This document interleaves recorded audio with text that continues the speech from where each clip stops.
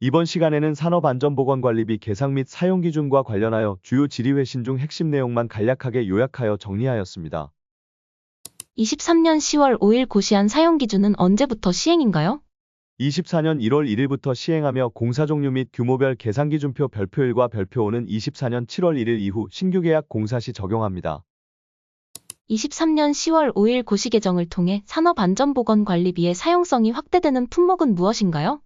심폐소생술 교육비의 전액, 자동심장 충격기 구입비의 전액, 그리고 스마트 안전장비 구입 및 임대비의 한도를 20%에서 40%로 확대하였으며 스마트 안전장비는 사람비 총액의 10% 이내에서 사용할 수 있습니다. 산안비 계상 시 적용 공사 종류가 어떻게 개편되었나요? 건설공사의 종류 분류 체계를 과거 산재보험법에 따른 분류에서 건설산업기본법 등의 법령을 기초로 하여 토목공사, 중건설공사, 특수건설공사로 전면 재분류되었습니다. 스마트 안전장비의 의미와 산안비로 사용이 가능한 스마트 안전장비의 구체적 기준이 있나요? 스마트 안전장비는 유무선 안전장비와 안전관리 시스템을 의미하며 현재 안전보건공단과 국토안전관리원에서 시행 중인 스마트 안전장비 지원 사업의 모든 종류가 포함됩니다. 산안법 외 타법에서 실시하는 안전교육도 산안비로 사용할 수 있나요? 산업재해 예방 목적을 가진 안전교육으로서 다른 법령상 의무교육을 실시하기 위해 소요되는 비용도 산안비로 사용이 가능합니다. 24년 1월 1일 이후 모든 현장에서 자동심장 충격기를 산안비로 구매 및 임대가 가능한가요?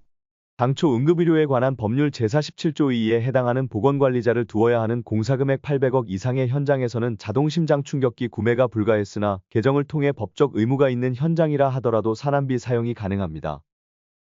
24년 7월 1일 이후 신규 계약 공사의 기준은 변경 계약도 포함되나요? 신규 발주되어 착공된 건설공사가 적용되며 장기 계속공사 및 차수 신규 계약은 포함되지 않습니다. 설계 변경으로 대상액의 변동에 따른 비율 적용은 어떻게 되나요?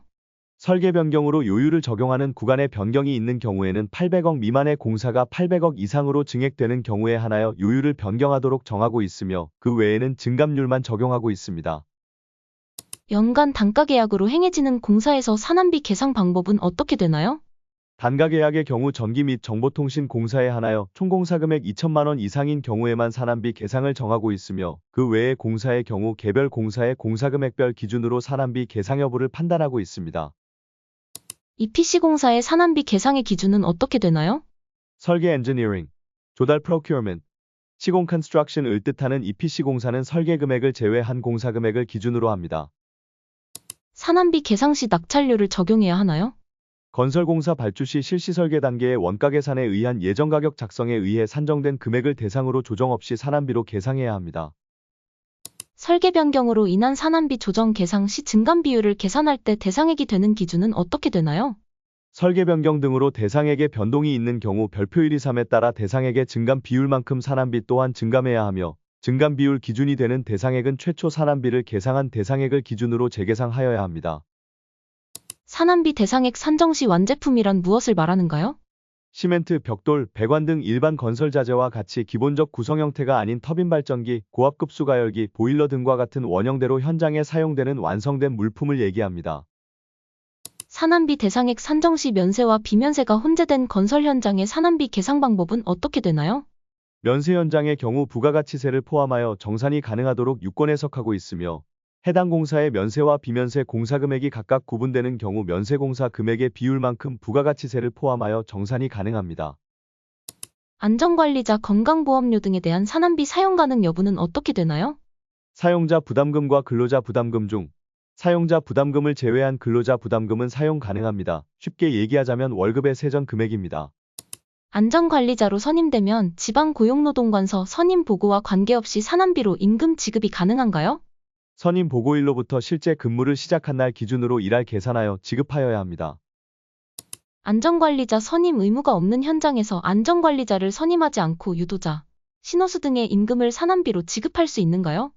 안전관리자 선임 대상 여부와 관계없이 산업재해 예방 업무만을 수행하는 유도자, 신호수 등의 임금은 산안비로 지급이 가능합니다. 단, 선임 의무 현장은 선임 후 산안비로 지급이 가능합니다.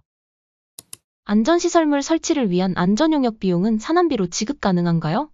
산업재해 예방 업무만을 전담하는 안전용역은 제1호 임금 등의 항목으로 사용 가능합니다. 안전관리자의 퇴직급여를 산안비로 지급할 수 있는가요?